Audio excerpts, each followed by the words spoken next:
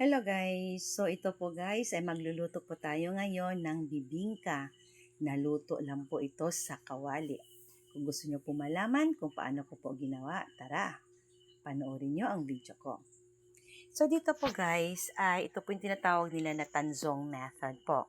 So ingredients natin dito ay 1/3 cup ng rice flour at 1 cup po na tubig. So nakasalang po ito sa mahinang apoy lang guys. So halu-haluin lang po natin ito kasi madali lang po ito maluto. At kung lumapot na po guys, ay iset aside na po natin ito siya. At dito po sa separate na bowl ay nilagay na po natin ang lahat ng ating mga dry ingredients.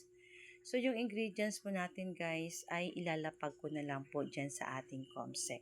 Pa-check na lang po sa ating comment section. At pagkatapos ay mekos-mekos, halu-haluin na po natin yung ingredients natin. So dito guys ay optional lang po ang paglagay po ng buko. Kung meron, mas masarap po. At yung tansong na naluto po natin kanina. At pagkatapos ay halu-haluin na lang po natin ito hanggang sa ma-well blend na po ang lahat ng ating ingredients.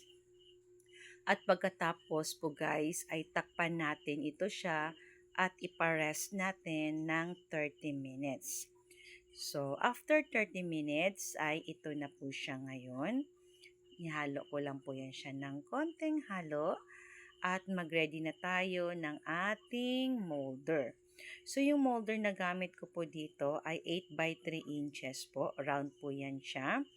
At nilagyan natin ng dahon ng saging para bibingkang-bibingka po siya guys. Ayan. So buhos na natin yung ating butter po dito.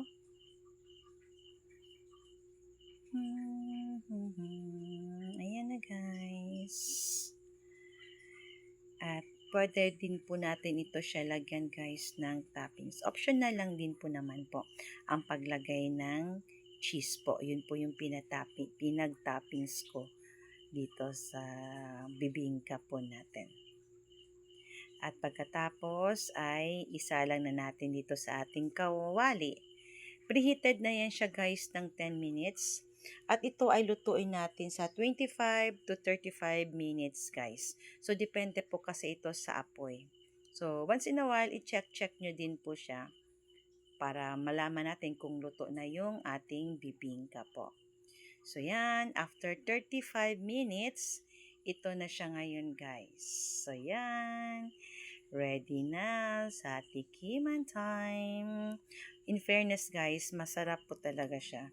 Nagdagdag lasa yung cheese natin guys. Nanam siya guys. Ayan, kung gusto nyo rin pong gumawa, sundan nyo na lang yung video ko guys.